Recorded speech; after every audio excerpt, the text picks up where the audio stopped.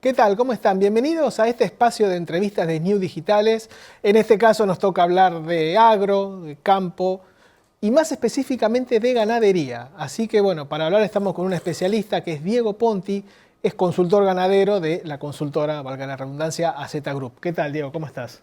¿Qué tal? Bueno, muchas gracias antes que nada por la invitación. A mí me encantan estos espacios para intercambiar un poquitito y hablar sobre la ganadería. Aparte siempre, como decíamos fuera de cámara, te estoy molestando por teléfono, WhatsApp. Claro, pues es todo. una forma de darle, para la redundancia también, formalidad a Sí. este ida y vuelta de mensajes. Estamos, bueno, al momento que estamos grabando esta entrevista, estamos en la previa del discurso de Javier Milei que va a dar mañana, sábado 27 de julio, 26, perdón, sábado 26 de julio. Y también estamos, Palermo es como una bisagra, si se quiere, la exposición ganadera de Palermo es una bisagra para analizar un poco qué pasó y qué va a pasar en la ganadería. ¿Qué nos podés contar, Diego? ¿Qué balance podemos hacer de lo que es, hablando estructuralmente, ¿no? Mercado interno y exportaciones?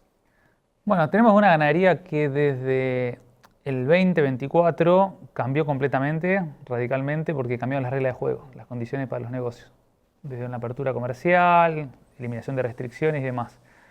Ahora, la primera parte del año pasado, el 2024, quizás que era una parte del año donde veíamos una ganadería más enfocada hacia el mundo, hacia las exportaciones, por esta cuestión de flexibilización de todo lo que tiene que ver con cuestiones comerciales para el exterior, y un consumo, por el contrario, sufriendo una recesión, ajustes y menor poder de compra. Claro, el consumo el año pasado cerró, la exportación cerró en más de 900.000 toneladas. Sí, 936.000 toneladas por ahí. Récord, ¿no? En realidad estábamos tocando el mismo récord de 1924, es decir, de 100 años atrás, ¿no? Pero bueno, nos estamos poniendo al día 100 años después, ¿sí? Y el consumo interno, con mucho ajuste, caída del poder de compra de los salarios, se derrumbó. De hecho, para abril, marzo del año pasado, el consumo interno estaba en 42 kilos por habitante por año el consumo. Y hoy estamos en 50, ¿no? ¿Qué pasó en el medio? Los salarios se fueron recuperando, le fueron ganando la inflación, se fueron fortaleciendo en dólares. El precio de la hacienda también fue subiendo y se fue fortaleciendo en dólares y eso hizo que Argentina se ponga cara en dólares. Entonces, se perjudicó la exportación, con menos volumen exportado, y por otro lado, el consumo interno se fortaleció. En este primer semestre, 2025, el consumo interno recuperó 4 kilos. Estamos consumiendo 4 kilos más por habitante por año respecto al primer semestre del año pasado. Claro, está absorbiendo esos excedentes o parte de esos excedentes que la exportación no puede sacar. Claro, el frigorífico que exporta, pero también deriva carne al consumo interno. Y hace continuamente sus cálculos. Dice, bueno, este corte que tengo acá, ¿a dónde me conviene? ¿Quién me lo paga más? ¿Exportación o consumo interno? En la medida que el consumo interno fue recuperando poder de compra y los valores a nivel local se fueron fortaleciendo, llegó un momento que este corte que iba para afuera empezó a ir para adentro. Y así fue como el consumo interno se fue fortaleciendo con más consumo de carne y la exportación cayendo. Primer semestre del año en torno a un 18% abajo del año pasado. ¿Por qué? Por pérdida de competitividad. ¿Qué es pérdida de competitividad? Que estás caro respecto a tus competidores, a los Uruguay y a los Brasil, por ejemplo, y que también estás caro en función de los clientes que tenés. Porque vos te puede pasar que tenés un novillo que sea muy caro en dólares, pero vos tenés clientes tal vez que están dispuestos a pagar por tu carne mucha plata y no hay problema. Vos podés ser competitivo con un novillo 6 dólares la carne en gancho, tal vez.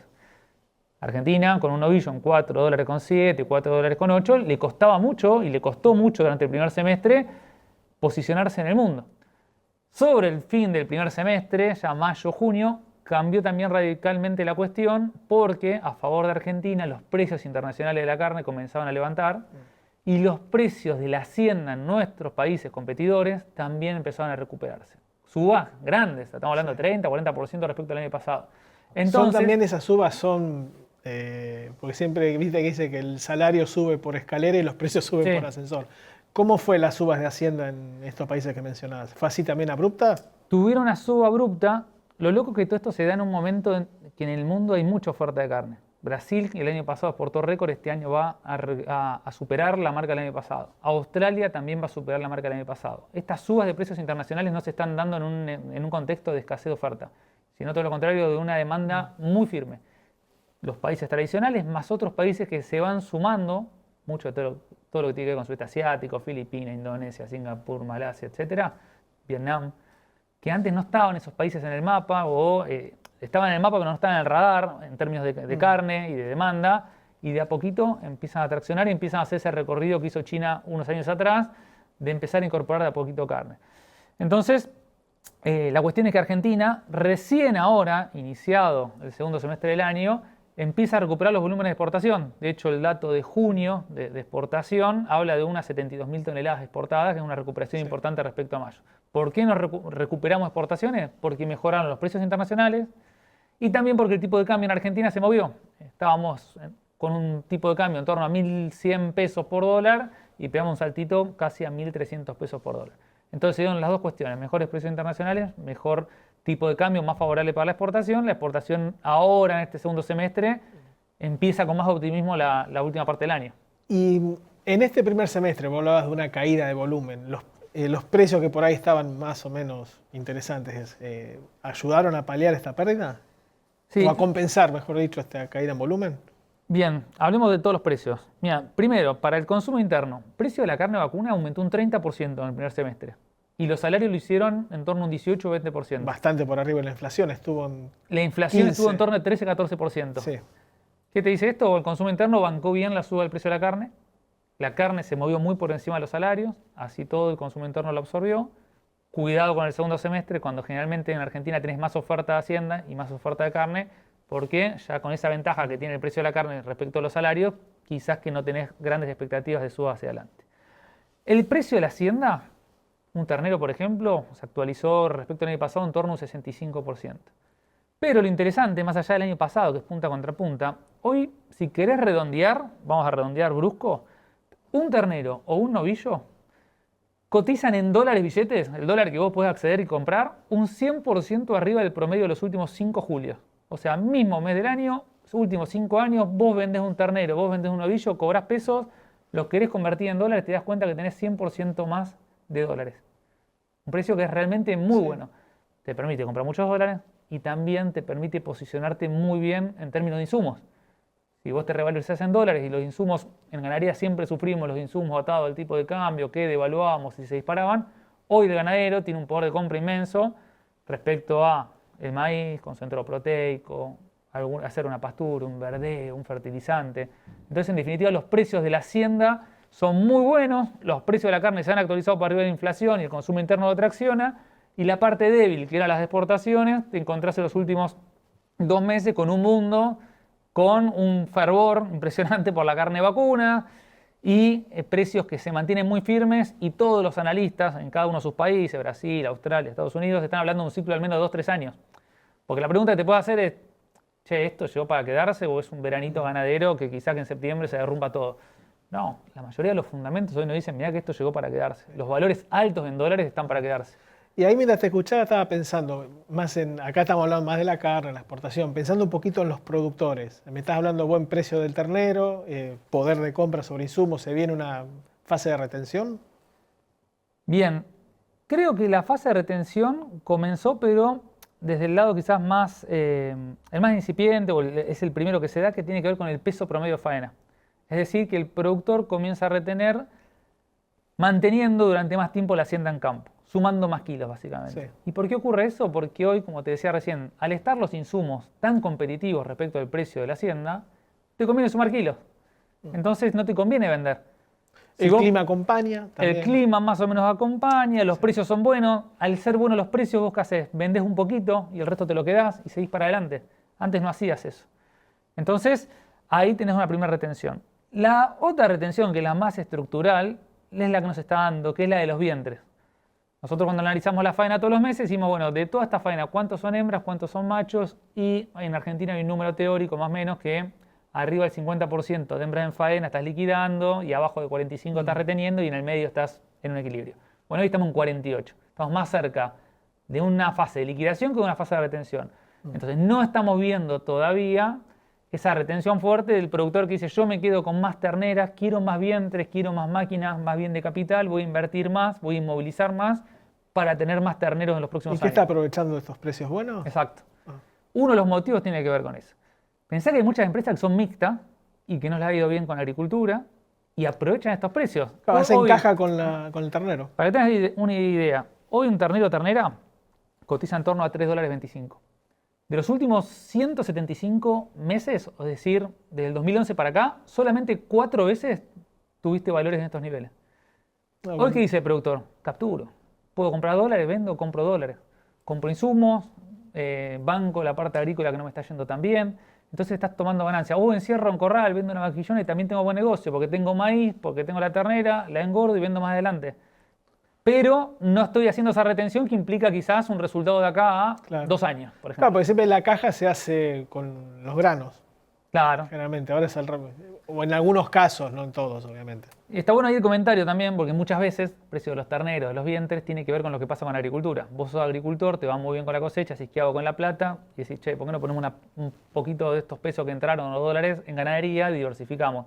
Este año no pasó eso. La ganadería es como se fue autónoma, ¿no? En el sentido de que no recibió algún flujo de dinero desde agricultura. Al revés, te diría, en Sí, muchos sí. casos de ganadería tuvo que salir a agricultura, que es algo normal. Tampoco no es algo que esté mal. Vos tenés una empresa, tenés distintas actividades y tiene que ver justamente con darle sostenibilidad al sistema, ¿no? Está bien. Y ahora, bueno, Diego, vamos a hablar un poco de cómo la política, si querés, mete la cola en la ganadería. Hoy estamos hablando, bueno, estabas hablando de Brasil, de récord exportación, todo. ¿Cómo le está afectando a Brasil? Digo Brasil, ¿no? Para que la audiencia entienda, es el principal productor y exportador de carne en el mundo, bueno, y es uno de nuestros competidores. ¿Cómo le está afectando a Brasil, pensando ¿no? las exportaciones, sobre todo a Estados Unidos, que es un mercado interesante, las políticas arancelarias de Trump? Y la verdad le está complicando demasiado las cuestiones porque Trump anunció un arancel extra de un 50% a partir del 1 de agosto. Si llega a cumplir con su palabra, prácticamente queda cerrado el mercado de Estados Unidos para Brasil. Sería un arancel de algo así como un 75 o 76%. O el 50% es arriba del arancel vigente. Entonces, ahí hay dos lecturas. Una, decimos nosotros, qué bueno, entre comillas, porque podemos aprovechar el cupo que deje Brasil en Estados Unidos, tanto Argentina como Uruguay. Esa es la primera.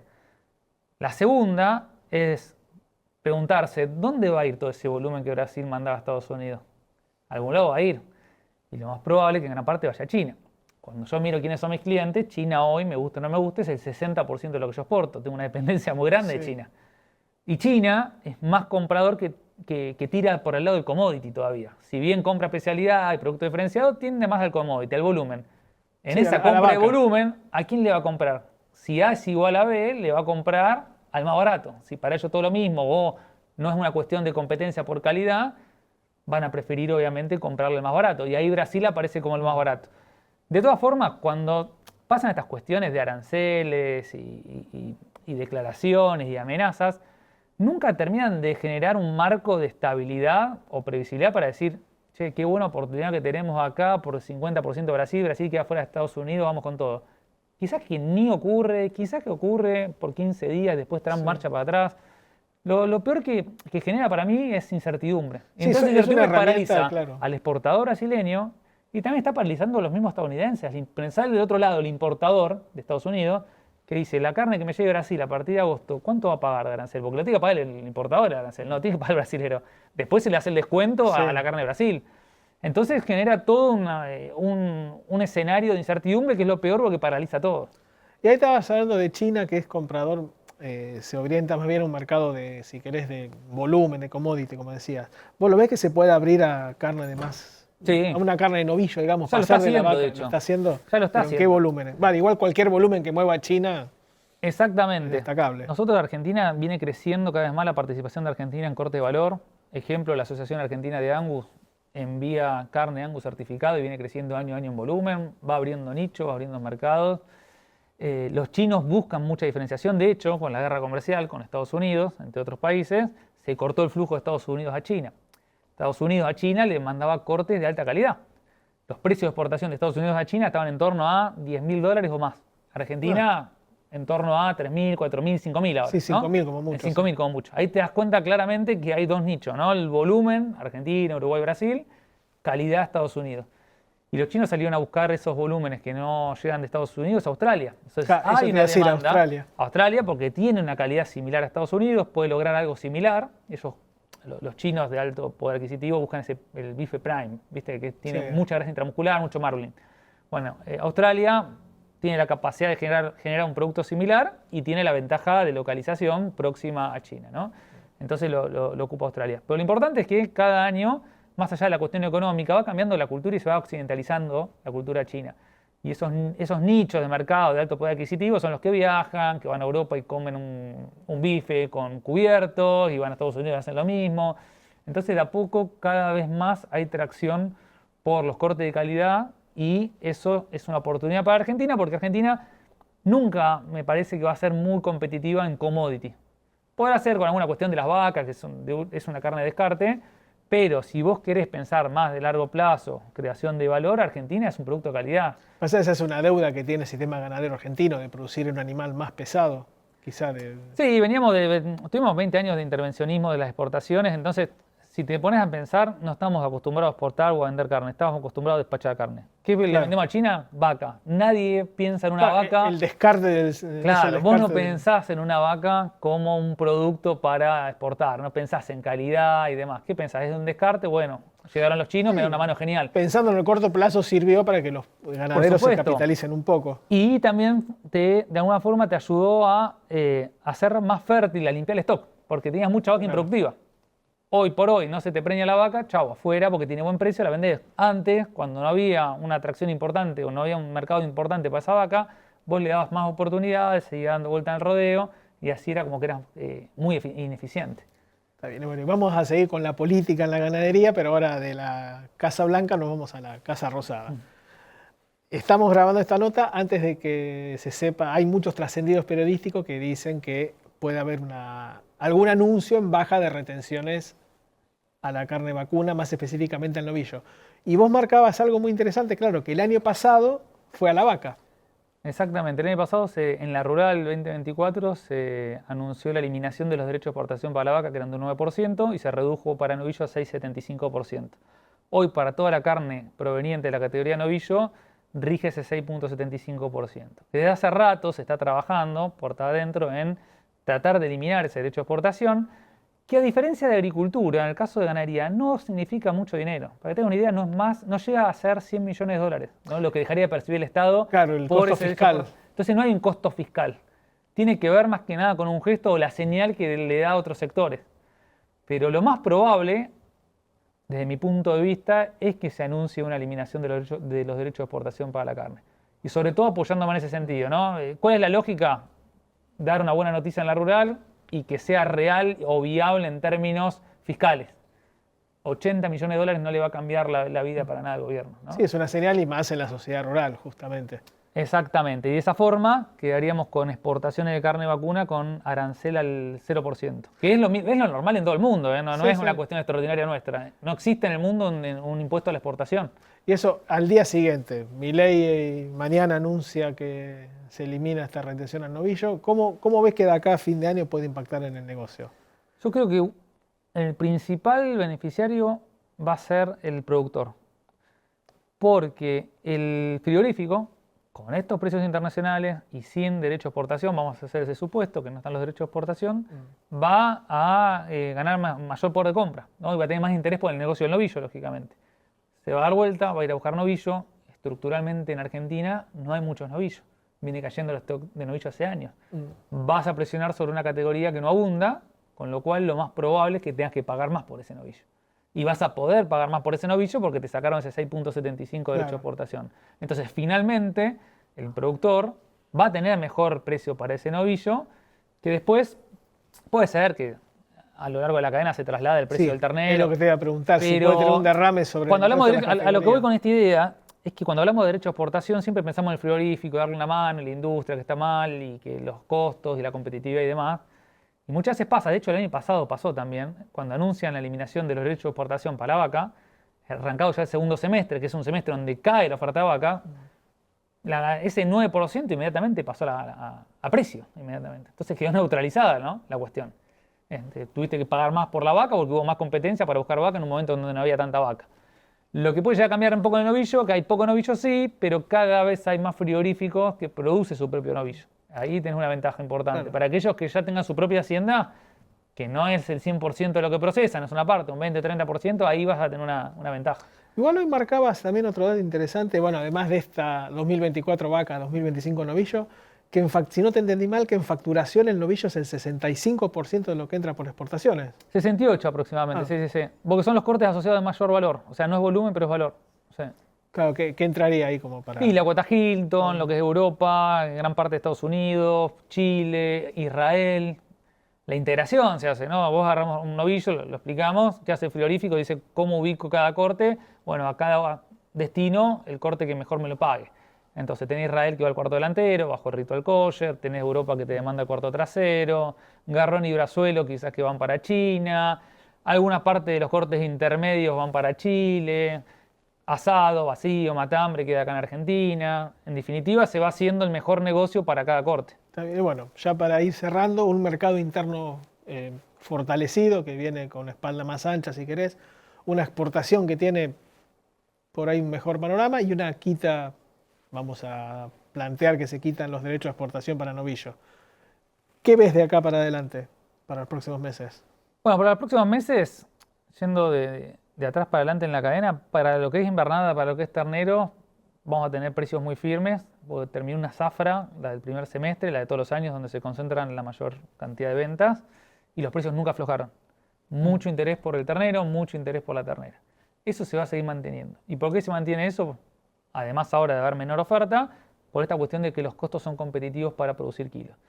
Cuando vos tenés maíz, entre comillas, barato para producir, si vos tenés ternero, te quedás con el ternero o no lo querés vender, estirás un poco el momento de venta. Si yo no tengo ternero, quiero ternero, los dos vamos a buscar ternero, sube el precio del ternero. Acompañado, si se da la cuestión de buen clima o al menos una cuestión neutra, que por ahora venimos bastante bien en promedio, el precio del ternero bien firme. Hacienda consumo, ahí yo pongo una luz amarilla porque a partir de ahora, agosto, septiembre, octubre, empieza a salir el fuerte de la hacienda que proviene de los corrales. Justo eso es lo que te iba a preguntar, claro. Que no hablamos de feedlot. Hagamos, si querés, paréntesis. Claro. Feedlot, 2 puntos. Claro. En Argentina tenemos un ciclo biológico asociado al negocio del feedlot donde la mayor cantidad de terneros ingresa a los corrales en los meses de febrero, marzo, abril. Y como un relojito, a los 3, 4, 5 meses empiezan a salir al mercado. Entonces el feedlot empieza ahora a salir con mucha hacienda al mercado. Hasta ahora veníamos con un negocio del engorda corral con números positivos. Que quizás que era también sorpresa porque generalmente en los últimos años al engorda corral le fue costando. Sí. Pero con un maíz en torno a $180, más o menos, en esos niveles, y con un precio de la hacienda en torno a 3.000 pesos, 3.100, 3.200 pesos, el número de corral cerró bastante bien. Cerró bastante bien. El tema para ese corral ahora, el que compró ternero en el primer semestre y vende ahora, es que se va a encontrar probablemente con mayor oferta en el mercado y con un consumo interno que ya viene de alguna forma cansado porque en el primer semestre absorbió esa suba del precio de la carne sin chistar. Ahora, ¿qué te dice el consumo interno? Yo te banqué el bache de oferta, subió el precio de la hacienda, subió el precio de la carne, lo compramos igual, no dijimos nada. En un escenario donde va a haber más oferta de carne, más hacienda, no me imagino que el precio suba mucho más, ¿no? Entonces, ahí soy más cauto con lo que es novillito y vaquillona. Puede haber alguna ayuda del precio del novillo y de la vaca. Generalmente la hacienda tiene como vasos comunicantes. Es muy difícil que se quiebren los precios, ¿no? Que una o dos categorías se disparen y la otra queda abajo. Porque si tira más de un lado, seguramente hay menos volumen acá a nivel local. Entonces, como hay menos volumen a nivel local, también te arrastra las otras categorías. Entonces, para novillo, si se da esta cuestión de derecho de exportación y siguen los precios internacionales de esta forma, lo más probable es que los precios estén muy firmes. Y para la vaca también, y especialmente por las mejoras de los precios de China. Pensá que China hoy paga un 39% en dólares más que el año pasado, ¿no? Ahora, segundo semestre, así como baja la oferta de terneros, baja la oferta de vaca. Vas a tener menos vacas. Esto es una cuestión de ciclo biológico de la ganadería. Con menos oferta de vaca, la vaca también va a estar muy sostenida. En definitiva, los precios van a estar muy sostenidos. Va a estar caro dentro de esos precios sostenidos el ternero. Aquel productor que dice tengo que reponer en octubre, noviembre, se va a encontrar con un ternero caro. Y ahí va a ser todo un desafío. Porque los negocios más cortos, como el feedlot, que suman pocos kilos en poco tiempo, quizás que no les va a alcanzar con un maíz barato. Vas a necesitar sumar más kilos todavía. Los ciclos completos, el que hace una recría más un engorda corral, que suma 300 kilos, ahí sí licuás el precio del ternero. Vos tenés un ternero que está caro, pero metés muchos kilos a un costo barato, salís adelante. El problema que puede ya tener el corral a partir de ahora, que va a entrar seguramente en números negativos, vos pagás esto por el ternero, sumás pocos kilos y no te alcanza esta distancia. Por más que sea barato el maíz, con 140 kilos, quizás que no llegás a dar vuelta a este precio del ternero, que están hoy en 4.000 pesos, ¿no? Claro. Entonces, Hoy la clave en general está en sumar más kilos a campo, a corral, como te salga. Desde el primer insumo, desde el primer pasto al último grano, está hiper competitivo. No hay costo de alimentación que esté caro para sumar kilos a carne. Perfecto, Diego. Bueno, muchas gracias y vamos a ver qué pasa mañana. Bueno, a esperar. Gracias.